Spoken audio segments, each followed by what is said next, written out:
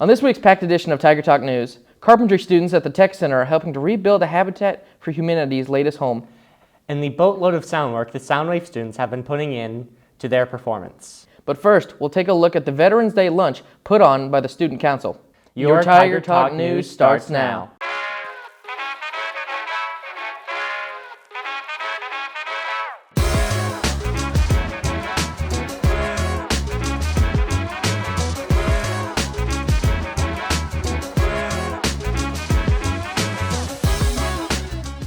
Welcome to this week's episode of Tiger Talk News. I'm Damien. And I'm Luke. Today we'll be starting with an important message from Dr. Holman about finals exemption.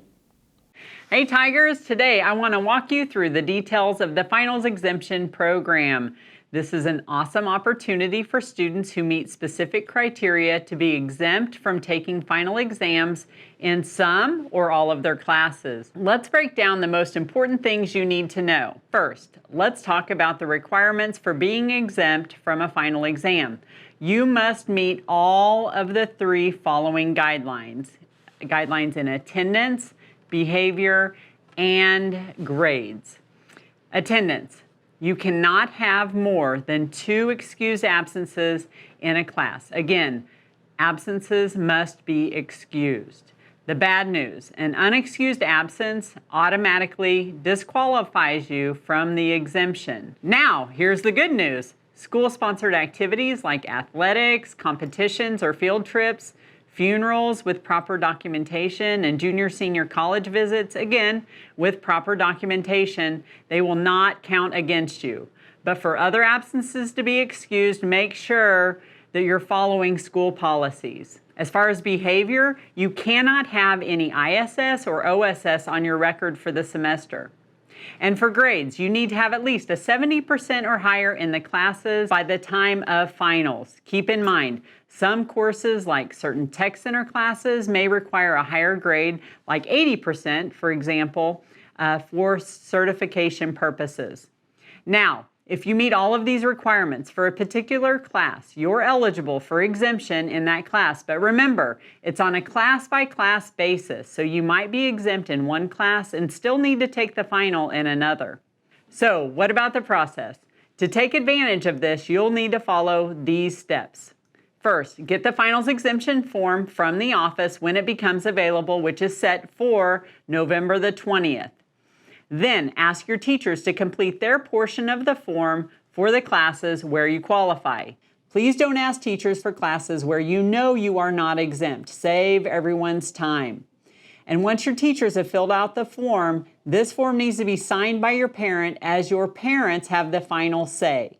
If they sign off on your exemption, please return the form to the office by the due date. This part is crucial. If you don't turn it in on time, you will not be exempt, no exceptions.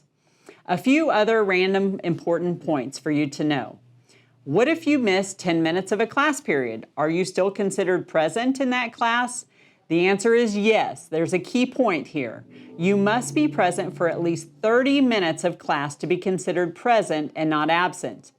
If you have 4 or more tardies in a class, even if your absences are okay, you will not be exempt in that class. And if you want to improve your grade, you can still choose to take the final, and if you do, the final can only help your grade, not hurt it. If you're taking dual credit or advanced placement classes, you are not eligible for an exemption in that class. You will need to take the final in those classes on the final day. And finally, make sure your grades and attendance stay strong up to the start of finals. If your grades drop, or if you have too many absences after submitting your form, your exemption will be revoked. A couple of really important points to finish this off. If you don't show up on the day of a final exam and you are not exempt, you'll get a 0, which will seriously impact your grade. So please don't risk it. And if you have any planned absences during finals week, they need to be approved by the office ahead of time, and you'll have to make up those finals during Saturday school after Christmas break or during summer school for our May finals. And for those of you who are not exempt this semester, please know it is not our intention to make finals out to be a punishment, but instead a regular part of school. It's a valuable opportunity to prepare for your future, whether high school, college, or a chosen career. If you have any questions, as always, please swing by the office and let us know. And that's the full rundown of finals exemption. So make sure you keep your attendance and grades in check, follow the process, and turn in your exemption forms on time. Good luck to everyone, and go Tigers! Last week, the high school held their annual Veterans Day assembly. Beforehand, Student Council hosted local veterans for lunch to say a thank you for their service. Brooke Meeks has more. This Veterans Day and this lunch means, I think it's a great way to show respect to the veterans that served our country. And also it can just be fun to serve, and it can feel good to give back to your community. So for this lunch, we utilized our coffee shop, and we were able to set up like the chilies and potatoes and salad for all of our veterans, and we also had like a drink station that we were able to serve them. I really appreciate the opportunity to have lunch with my son and giving him an opportunity to see his mom honored in the service that she gave to her country. It gives us an opportunity to visit with other veterans that maybe we didn't know before, and kind of build more of a community. Thank you, Brooke, and thank all of you that have served or are serving in the military. The Carpentry students have been putting in a lot of work to help build a Habitat for Humanity home. Alexis Jenny has more. This past week, we've been taking a deeper look into the carpentry classes as they head over to the other side of town to rebuild a damaged house. So this year we partnered with Habitat for Humanity, fixing up a house that was destroyed in a fire of a local family. I thought it was a really good class because I could use this stuff in the real world. I think that it'll give me a lot of job opportunities and just learning new things. So we're currently trying to rebuild a house with the framing and whatnot because there was a burn job.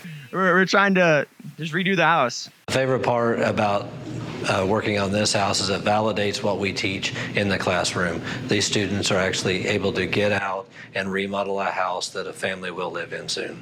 We'll check back in with the class later in the year to see the progress they've made on the house. Signing out for Tiger Talk News, I'm Alexis Jenny. Soundwave is coming up soon, and our students have been putting in a hearty amount of work in both the tech side and on stage. Luke has more.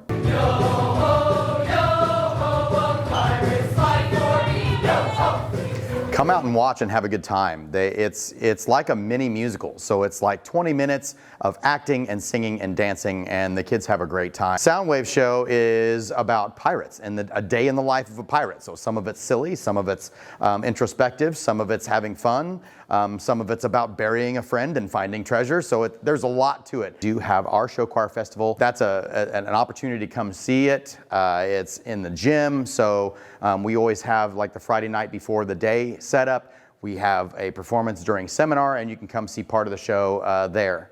And so it'd be really good. Or you can come and support us at Soundfest. It's great. I just joined because I wanted to do something different. And it's great. Like, I've found a lot of new friends, and it's a family here. So it's very energetic, and everyone's just very like welcoming, and nobody's judged. Practice every day. I'm in Sweet Sound and Soundwave, so we have night rehearsals, and then we have it in class. What I like about show choir is just how easily people can get along, and how much friends I have in there, and also just being around other schools that you can like get to know each other and seeing other shows, and that's really nice to. What do I do for the choir? I am one of the assistant managers for tech. For tech, we have been preparing with moving risers and getting to know each other. You can come see the treasure at the Carthage Soundwave at Soundfest on February 29th and March 1st. See you all in the next episode of Tiger Talk News.